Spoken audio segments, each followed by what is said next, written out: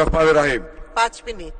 মাননীয় স্পিকার, টানা চতুর্থবারের মতো আপনি বাংলাদেশের পার্লামেন্টের স্পিকার নির্বাচিত হয়।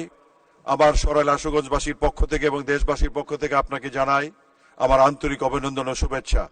মাননীয় প্রধানমন্ত্রী দেশরত্ন শেখ হাসিনা, উনি জানেন আপনি ব্রিলিয়ান্ট অফ দ্য ব্রিলিয়ান্টস, তার ওই চয়েসকে আমরা স্বাগত জানাই।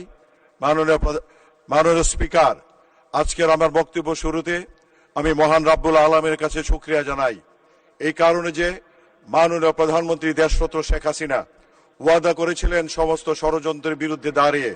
উনি বলেছিলেন এবার দ্বাদশ জাতীয় সংসদ নির্বাচন হবে অবাধ এবং নিরপেক্ষ। আমরা ওনার আশায় বুক বেঁধে আমরা সারা দেশে নির্বাচন করেছি। যারা ওই রঙিন কাচের দেয়ালে বসে রাজনীতি করে, ক্যান্টনমেন্টকে রাজনীতি করে যারা সারা জীবন রাজনীতি করেছে, তাদের উদ্দেশ্যে বলতে চাই, ষড়যন্ত্রের মধ্য দিয়ে মুস্তাকদের সৃষ্টি হয়, আর রাজনীতির মধ্য দিয়ে মাস্টারদা সূর্য সেন, বঙ্গবন্ধুর মতো ক্ষণজন্মা পুরুষের সৃষ্টি হয়। ষড়যন্ত্র করে বঙ্গবন্ধু কন্যাকে বাংলাদেশের সেবা থেকে, বাংলাদেশের মানুষের পাশে দাঁড়ানো থেকে দূরে সরানো যাবে না। মাননীয় প্রধানমন্ত্রী, এই দ্বাদশ সংসদে দাঁড়িয়ে আপনার উদ্দেশ্যে বলতে চাই, ষড়যন্ত্র কোনোদিন টিকে না। আপনি জানেন আমরা পবিত্র কুরআনুল কারিমে বিশ্বাস করি, আল্লাহ যাকে ইজ্জত দান করে আল্লাহ অনেক আবার লানত দান করে। পবিত্র কুরআনুল কারিমে আল্লাহ ইরশাদ করেছেন, কুলিল্লাহুম্মা মালিকাল মুলকে তুতিল মুলকা মিম্মান তাশাও ওয়া তানজিউল মুলকা মিম্মান তাশাও ওয়া তুইজ্জু মান তাশাও ওয়া তুযিল্লু মান তাশাও বিয়াদিকাল খায়র ইন্নাকা আলা কুল্লি শাইইন কাদির তুলিজুল লাইলা ফিন নাহারি ওয়া তুলিজুন নাহারা ফিল লাইল ওয়া তুখরিজুল হাইয়া মিনাল মাইয়িতি ওয়া তুখরিজুল মাইয়াতা মিনাল হাইয়্যি ওয়া তারযুকু মান তাশাও বিগাইরি হিসাব। মাননীয় প্রধানমন্ত্রী, আপনি জানেন আপনার নেতৃত্বে আমরা 1982 সালে ঢাকা বিশ্ববিদ্যালয়ে গণতান্ত্রিক আন্দোলন এরশাদের বিরুদ্ধে লড়াই করেছি। আমি জিয়াউর রহমান এবং এরশাদকে আমি একই করে দেখি, কারণ তারা ক্যান্টনমেন্ট থেকে গণতন্ত্রকে নস্যাৎ করে বুটের তলায় পিষ্ট করে তারা শাসনভার এদেশে মানুষের উপরে চাপিয়ে দিয়েছিল। আর আপনি গণতন্ত্রের মানুষ কন্যা, গণতন্ত্রের জন্য লড়াই করেছেন। আল্লাহ আপনাকে ইজ্জত দান করেছেন, আল্লাহ আপনাকে ইজ্জত দান করেছেন। সুতরাং তাদের ষড়যন্ত্রে বাংলাদেশের মানুষ আপনার সেবা থেকে বঞ্চিত হবে না। বারেবার আপনার উপরে হামলা হয়েছে, বারেবার 1981 সালের পর থেকে 2024 সাল পর্যন্ত মাননীয় প্রধানমন্ত্রীর উপর হামলা হয়েছে 19 থেকে 21 বার। এই ধরনের হামলা হলে অনেকে চলে দিতেন। 111-এ আমরা দেখতে পাই এক নেত্রী 56টা ব্যাগের সহ বাংলাদেশে পালাতে গিয়েছিল। আর মাননীয় প্রধানমন্ত্রী বঙ্গবন্ধু কন্যা, যার ধমনীতে বঙ্গবন্ধু রক্ত প্রবাহিত, যেই রক্ত কোনোদিন পরাভব মানে না, পরাজয় মানে না, আদর্শ এবং রক্তের উত্তরাধিকার বঙ্গবন্ধু কন্যা শেখ হাসিনা আমেরিকা থেকে চ্যালেঞ্জ করে বাংলাদেশে ফিরে এসেছেন গণতন্ত্রের পক্ষে কথা বলার জন্য।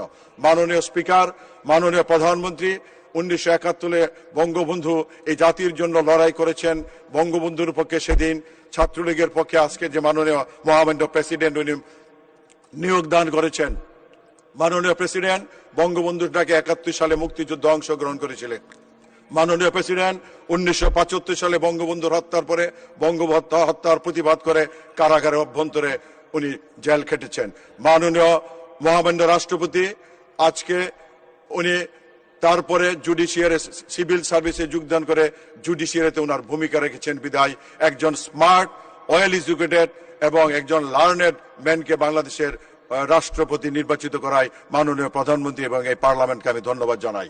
সংগ্রামী সাথী এবং বন্ধুরা, আমার বক্তব্য দীর্ঘায়িত করব না। আমি মাননীয় প্রধানমন্ত্রীকে ধন্যবাদ জানাই। উনি নির্বাচনের পূর্বে বলেছিলেন এবার নির্বাচন হবে অবাধ এবং নিরপেক্ষ। উনি বলেছিলেন মানুষ বাগানে শত ফুল ফুটুক, যে ফুল মানুষ পছন্দ করবে সেই ফুল মানুষ বেছে নেক। এবং উনি বলেছিলেন অবাধ, সুষ্ঠু, নিরপেক্ষ নির্বাচনের মধ্য দিয়ে যারা পার্লামেন্টে আসবে উনি তাদেরকে স্বাগত জানাবে। উনি ওনার কথা রেখেছেন। গত 28 তারিখে উনি গণভবনে ডেকে নিয়ে স্বতন্ত্র সংসদদেরকে ওয়েলকাম করেছে। এটাই গণতন্ত্রের বিউটি, এটাই গণতন্ত্রের মানসিকতা। মাননীয় স্পিকার, আপনার উদ্দেশ্যে মাননীয় প্রধানমন্ত্রীকে বলতে চাই, আমি নির্বাচনের পূর্বে আমি আমার